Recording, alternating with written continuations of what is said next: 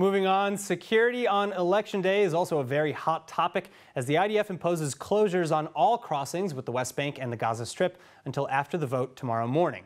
Meanwhile, upwards of 20,000 police officers have also been deployed to the various ballot stations, particularly those flagged as potential flashpoints.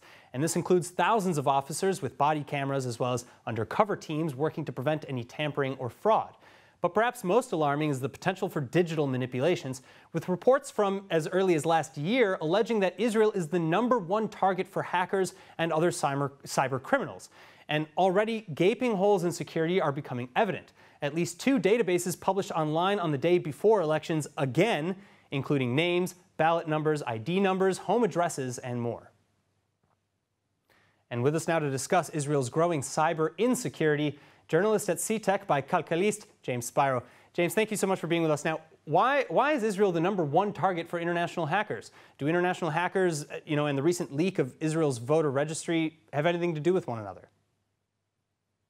Yeah, so thank you for having me. It's we've raised to #1 in the cybersecurity threat list, and it's not necessarily good news for Israel.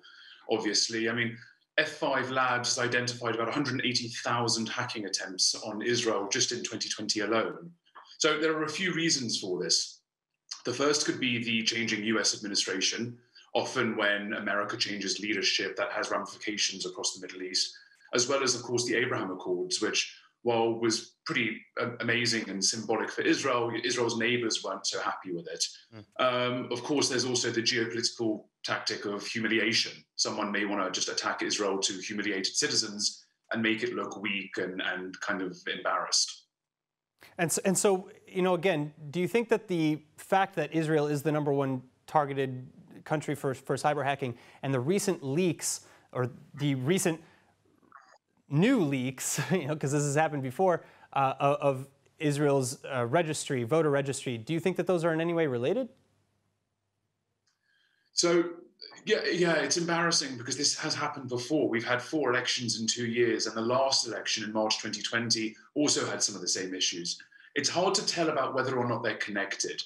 We can assume that cyber attacks on Israel will remain stubborn and they'll remain ongoing. So I've spoken to quite a few cybersecurity firms in Israel, such as Guardicore and Kaspersky in the past. They seem to say that they've confirmed cyber attacks, or at least attempted cyber attacks, from regions like North Korea, Hezbollah, Russia, and Iran, the usual suspects. It's impossible to say whether or not this attack, again, has been connected to any other attack, but it's pretty safe to say that Israel has at least a group of of enemies that like to kind of test its boundaries. So how worried should the average Israeli on the street be about this new information that you're bringing to light, and what can they do about it?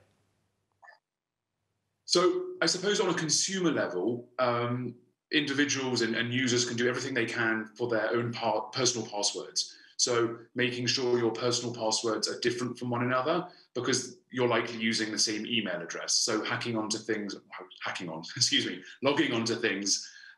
like Spotify, Dropbox, maybe things with sensitive information. It's important to change those passwords frequently and keep them different from one another. In terms of the hacks we've just seen, unfortunately, there's not much Israelis can do in terms of the information that's been leaked.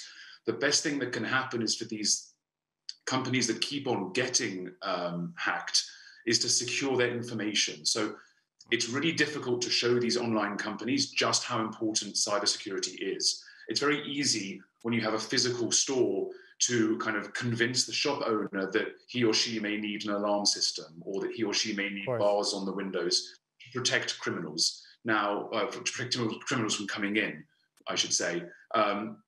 People and companies that run these online places, it's quite difficult to convince them that they do need added security measures. And I think that things like this are sadly going to continue happening until measures are taken.